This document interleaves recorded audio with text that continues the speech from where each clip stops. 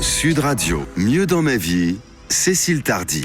Bonjour Cécile Tardy. Bonjour Jean-Marie, bonjour chers auditeurs. Alias Madame Plus. Aujourd'hui avec vous Cécile, on se demande comment rebondir après un épisode difficile et c'est ce que vous allez nous expliquer ce matin. Oui, quel que soit cet épisode, que ce soit un drame, que ce soit une faillite, un licenciement, un accident, un abus, vous pouvez tourner la page et vous pouvez passer à autre chose. Et je suis bien placée pour en parler parce que moi j'en ai collectionné un certain nombre d'accidents de parcours assez lourds et je suis toujours ici devant vous, chaque jour, plus épanouie. Et si j'y suis arrivée, c'est à la portée de tous et c'est à la portée de chacun.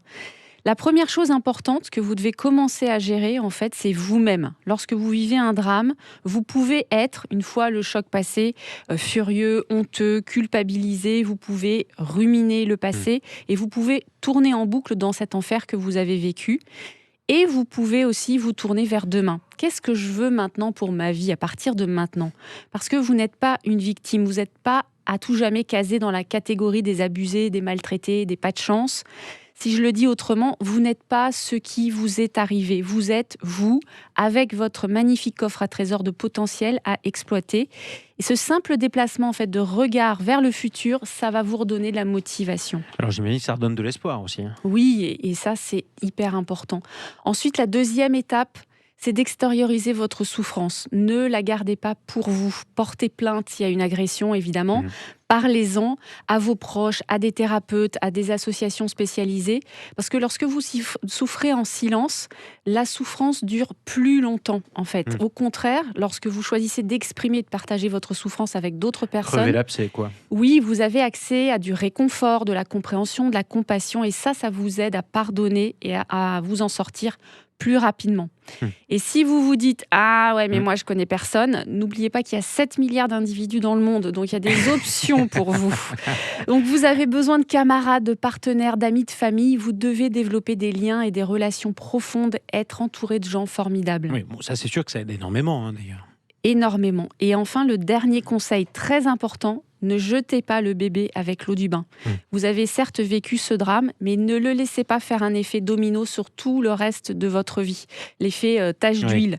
Accrochez-vous à tout ce qui fonctionne encore autour de vous et en vous. N'annulez pas tout le reste, en fait. Vous continuez à être une bonne personne. Vous continuez à être un bon enfant, un bon ami, un bon mari, un bon papa, un bon collègue. Une personne puissante et capable de réaliser des rêves et des projets. Regardez bien tout le positif avec un entraînement. Justement, un entraînement, vous entraînez à consigner, par exemple, ce qui va bien dans votre vie, tout ce qui vous fait du bien. Vous pouvez d'ailleurs tenir un journal de gratitude pour que votre cerveau s'entraîne à regarder le bon, le beau, le positif.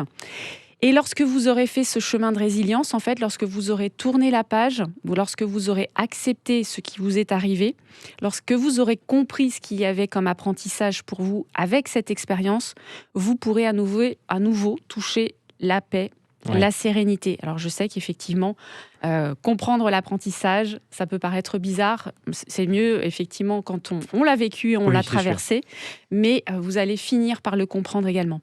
Et parce que c'est le 25 novembre, la journée internationale des violences faites aux femmes, je vous invite à découvrir le très très beau livre d'Anya Tsai, « Lors de vos cicatrices ».